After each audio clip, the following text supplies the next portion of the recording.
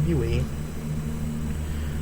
Dutch felt that the rookie needed a new name, as Steve Dr. Death Williams was a fairly big star in WCW at the time, and dubbed him Steve Austin after the $6 Million Man character. Austin returned to Texas after about a month, where he was going to get a good crash course in pro wrestling that someone could get in 1990. Adams, a big British expat, had been one of the top stars in Texas since 1983, and arguably the most popular wrestler who wasn't a member of the Von Erich family. When Austin returned, they were to feud in a teacher versus student rivalry. A lot of the time, that would be enough for a solid storyline. Adams had a lot more in mind, though. At the time, Adams' Velvet was his second wife, Tony. He was in good terms with his first wife, Janie Clark, to the point they lived in the same apartment building to make things easier on their kids. He decided to bring Janie into wrestling as Austin's valet. While she first showed up on TV as a British mystery woman, Adams soon ran out, fuming because that's my ex-wife. It soon turned into the craziest and best feud in wrestling.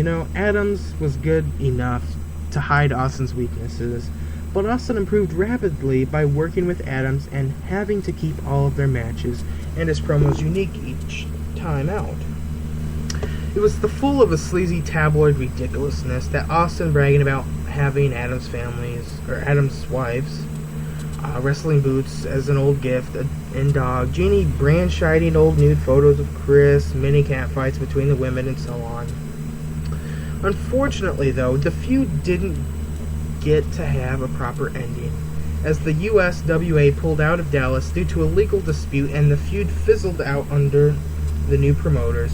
When Jarrett and USWA came back to town in early 1991, Austin was splitting time between Memphis and Dallas, while Adams wasn't brought back.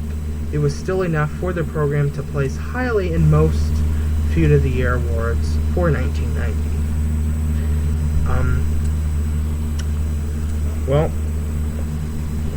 It wasn't long before Austin moved to bigger and better things. He debuted in WCW television, in fact. At the beginning of June, and he won the WCW World Television title within weeks on TV. Ending the short reign of Bobby Eaton. After initially being saddled with unknown valet vicious Veronica Jeannie, followed Austin to WCW as her replacement, Lady Blossom, and debuted during the Eaton match. Yes, your suspicions are correct. They had gotten together in real life and eventually got married. In WCW, Austin grew from a great prospect into one of the best young wrestlers in the business. Austin's willingness, he's always willing to learn. He is surrounded by great talent. He was part of Paul Heyman's Dangerous Alliance stable with Rick Rude, Arn Anderson, Larry Sabasco, and Bobby Eaton. He had lengthy feuds with Ricky Steamboat over all three of his titles. He teamed with Brian Pillman. It would be hard not to thrive in that environment. And the matches with Steamboat were particularly excellent. The beginning of the end for Austin in WCW came at the end of his U.S. title run in 1994. After losing the title to Steamboat, they were set to have a pay-per-view rematch when it turned out that Steamboat suffered a freak back injury in a house show match and soon provided serious enough to retire him. To replace the big rematch, Austin was awarded the title by forfeit, only to lose to surprise opponent Jim Duggan. Hacksaw Jim Duggan. And it brought it in by the new top WCW star, Hulk Hogan, in seconds. Austin was quickly pushed down the cards, and injuries got into the better of him for most of the next year, and eventually a variety of disputes with WCW boss Eric Bischoff, who felt action figures of Austin wouldn't be marketable in plain black trunks and boots, and this led to his firing. While he was the hottest free agent in wrestling, with both WWE and All Japan Pro Wrestling expressing interest, Austin was still hurt. Heyman, his former manager, was now running ECW and invited him to spread his wings and experiment on promos. While not the same character, the real Steve Austin, who was cutting angry, bitter promos about WCW as superstar Steve Austin, was a lot closer to Stone Cold than he had ever been in his career. While some of the shoot references come off as dated, corny, he returned from a solid talker to great, compelling promo. He only wrestled a couple matches in ECW when he had recovered enough to sign with WWE, who rebranded him as the Ringmaster. Well, managed by Ted DiBiase and crowned the new $1 Million Man champion, he got to cut a good promo in his debut, but was soon stuck behind DiBiase as a mute technical wrestler, and that wasn't the only problem.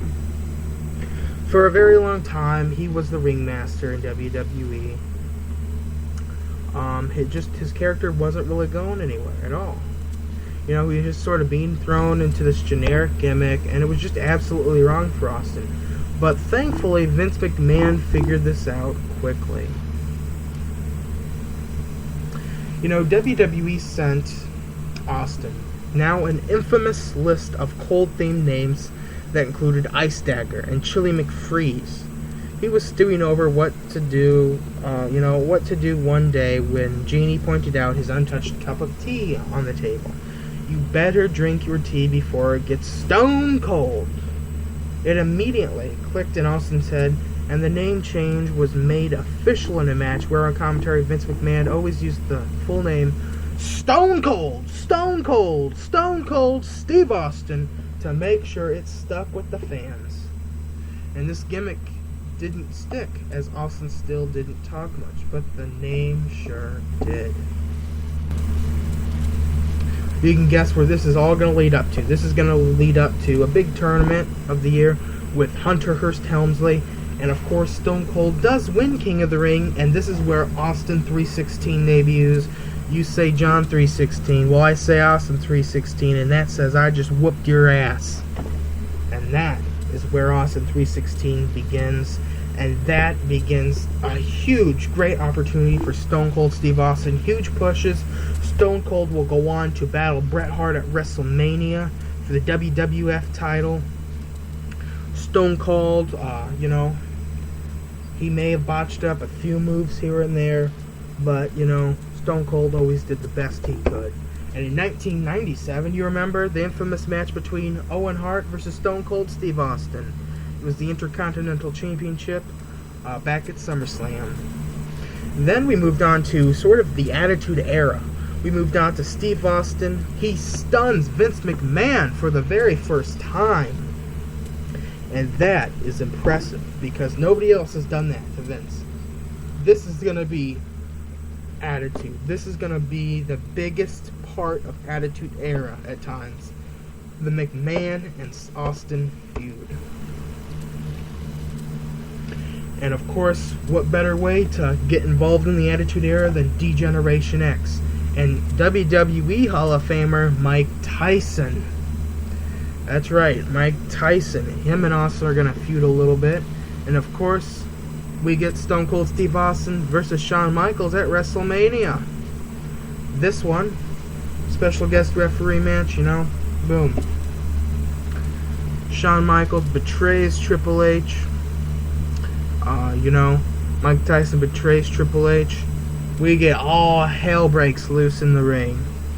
And of course, they all become friends. Austin McMahon rivalry carries on with the Bang 316.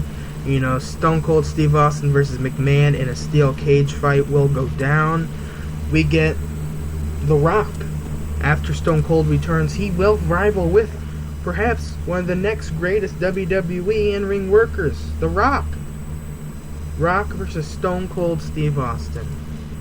And they will battle not once, not twice, but 3 times at WrestleMania. Then we get WWE Stone Cold face turn, and he will battle the Nature Boy Ric Flair.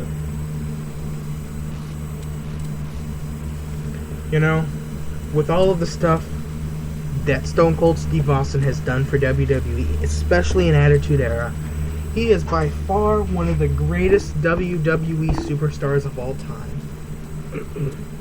And in my opinion, he is the best. He is the best, and he always will be the best. He is Stone Cold Steve Austin. You know, let's just take a poll here. We took a poll on WorldWrestlingNews.com. Best Austin vs. Rock WrestleMania match. Which one was it? WrestleMania in Philadelphia, WrestleMania in Texas, or WrestleMania in Seattle? Well,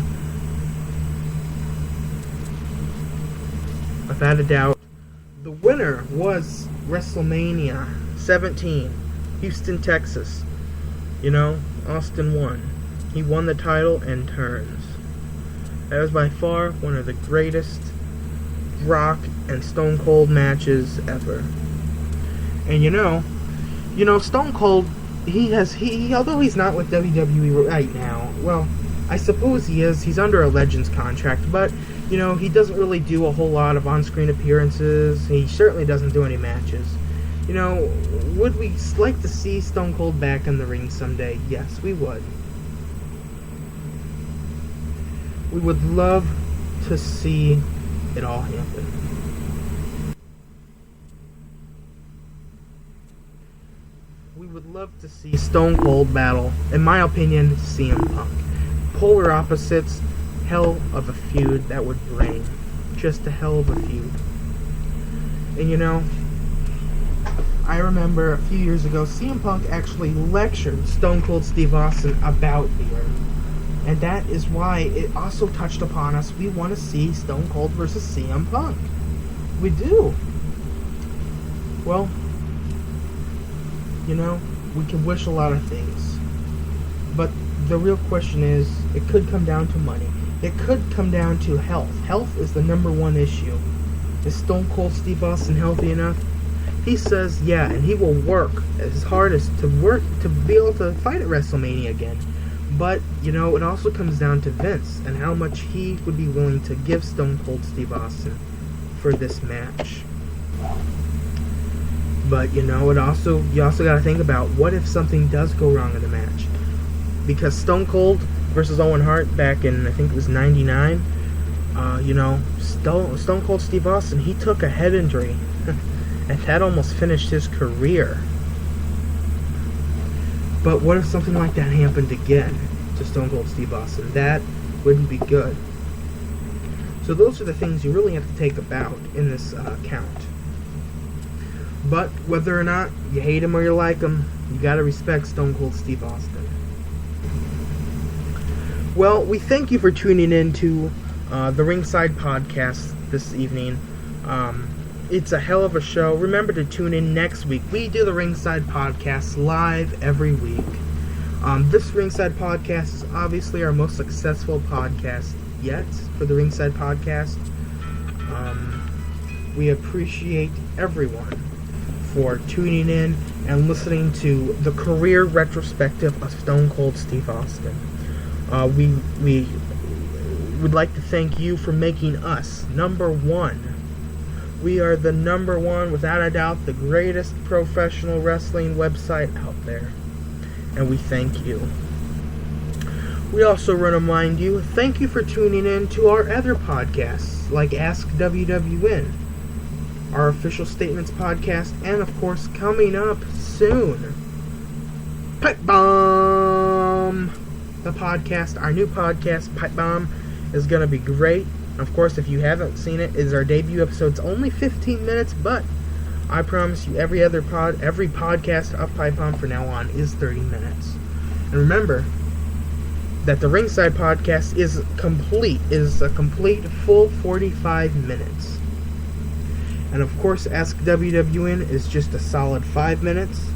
And of course, our official statements run from 5 to 10 minutes, depending on the statement. But we would like to thank everybody for tuning in to the Ringside Podcast, episode number 10. And remember, you can catch all of our podcasts on WorldWrestlingNews.com. They are available for listening and download free of charge. And remember to follow us on Twitter at WWrestlingNews.